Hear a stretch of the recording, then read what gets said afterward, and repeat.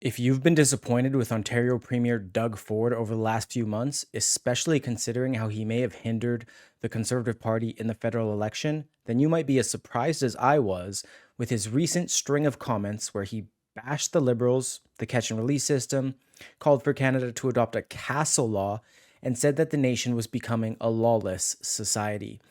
But since these comments are now a few days old, we saw how short lived Ford's Big C conservatism was, after despite calling our nation's judges weak kneed, it was him who bent the knee to the First Nations people. Before getting too deep into the weeds, let's run that first clip of Ford. Did you hear about the guy that these thugs came up, ready to steal his car? They're all in their masks and everything. So I guess he was a hunter or something. He shot up in the air. I don't recommend that, by the way. But he gets charged. I got to find out this guy's name and number, and I'm going to hold a fundraiser for lawyer fees for him. He should get a medal for standing up. It's like down in the U.S., we should have the castle law. Someone breaks into your house, and I know any of these people here, someone breaks into your house, and they're coming after your kids, and you're coming after your spouse, you're going to fight like you've never fought before. You're going to use anything that you have, be it weapons, baseball bats, knives. You're protecting your family. These thugs shouldn't be coming in there. So obviously a lot to unpack here from this Ford clip, and this was far from the full press conference because there are so many more clips that we're going to go through, because this is just the tip of the iceberg of what Ford had to say. But before we jump into that, I just wanted to show you the first thing that comes to mind when I heard Ford talking about the castle law, which, if you have a frown, is likely to turn it upside down. Whoa, whoa, whoa. Oh la la. Oh, whoa. King in the castle, king in the castle. Have a chair, I have a chair. Oh, go do this, king in the castle. Thankfully, my mic was muted, so you didn't hear me laughing there, but now back to something that isn't a laughing matter. So first of all, Ford started off the press conference by referencing the Vaughan, Ontario homeowner who was charged for firing a gun at people trying to steal his car. Ford said the homeowner shot the gun in the air, but I'm not sure on the specifics. However, this was not the catalyst for Ford's rage, as we'll get into what that was a bit later in the video. For those of you who don't know what a castle law is, Merriam-Webster defines it as, quote, a legal rule or doctrine that a lawful occupant of a home has no duty to retreat from an intruder when acting in self-defense or in the defense of another in the reasonable belief that they are in danger of death or bodily harm. So almost every single state in the US has a castle doctrine. However, in Canada, it's actually the exact opposite. When I was talking to my colleague at True North, who is the crime reporter for the organization, which, by the way, has no relation to this publication, he informed me that Ford's comments were veering on being illegal. He explained some court precedent that essentially explained that if you even picked up a hammer in your house and thought to yourself, this would be a great weapon to defend myself with, then you would be in possession of a weapon for a dangerous purpose.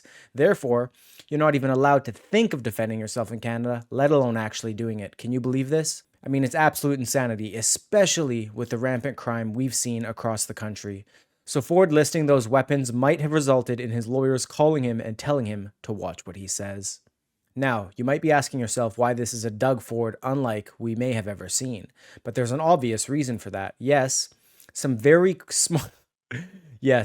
smart criminals tried to carjack him shortly before the press conference took place. Let's take a listen of what Ford had to say about that. You want to hear about stupid criminals? Have you ever seen that show about stupid criminals out there?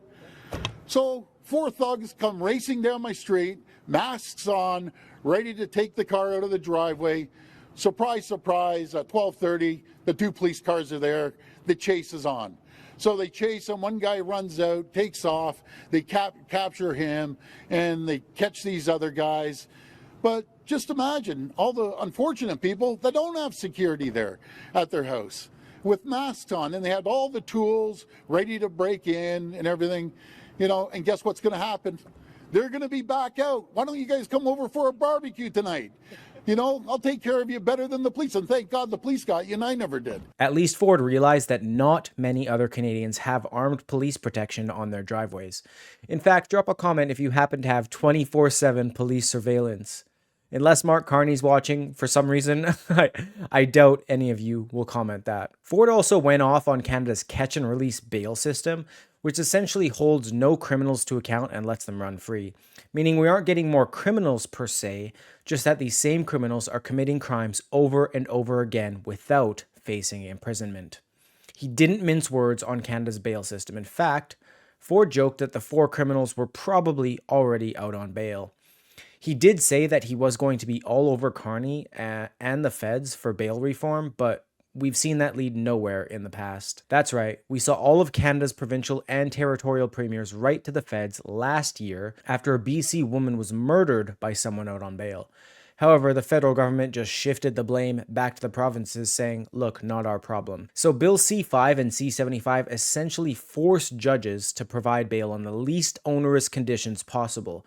So without legislative reform, there are essentially no changes that could happen. Ford said the feds have been dilly-dallying on making these changes for a decade now. Personally, I don't see this changing anytime soon, but let me know if you feel differently. At the start of the press conference, Ford was citing one of the largest drug busts in Peel histories, where they seized nearly 500 kilograms of cocaine, and he said that all but one of those charged were already out on bail, which led to him calling the judges weak-kneed. But I think placing the blame on the judges who are just following the laws that the Liberals created is misplaced anger. But before we move on to some other interesting Ford stories, let's listen to him wrap up that press conference. Anyways, that's my rant. I'm sick and tired of the weak justice system that we have. They have to get a backbone, and we need to start throwing these people in jail. This is turning into a lawless society. That's my rant, and that's it. So I'm going to wrap it up. Thank you. All I'm trying to do is protect the people of Ontario here. They know it. And deep down, they all agree, I know they do, about keeping criminals in jail. But the Castle comments, the bail comments, the judge comments, etc. from that press conference wasn't all from Ford, because he continued the very next day with more surprising comments. When on Wednesday, he criticized First Nations for relying on government handouts. He said, quote, "There's going to be a point where you can't just keep coming hat in hand all the time to the government. You've got to be able to take care of yourselves." Ford's comment came in response to a question about Indigenous participation in Ontario's resource development strategy regarding mining projects. He added, quote, "You're saying, no, I don't want to touch that. By the way, give me money. That's not going to happen." The Premier said he'd been bending over backwards to help the Indigenous, but that it's a two-way street. If Ford's comment brought you any sort of joy, though, I hate to inform you that that joy would be short-lived. Because again, the very next day, Ford said he regretted the comments he made about First Nations. He said, quote, "I get pretty passionate, and I just want to say I sincerely apologize for my words, not only if it hurt all the chiefs in that room, but all First Nations."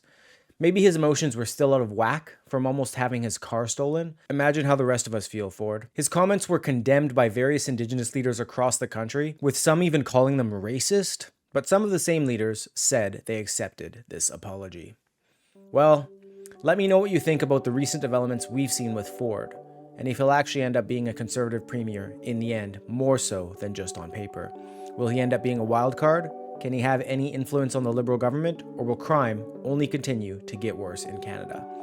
My name's Isaac Lamoureux. It was my immense pleasure to bring you the news today. Thank you for listening, and God bless you.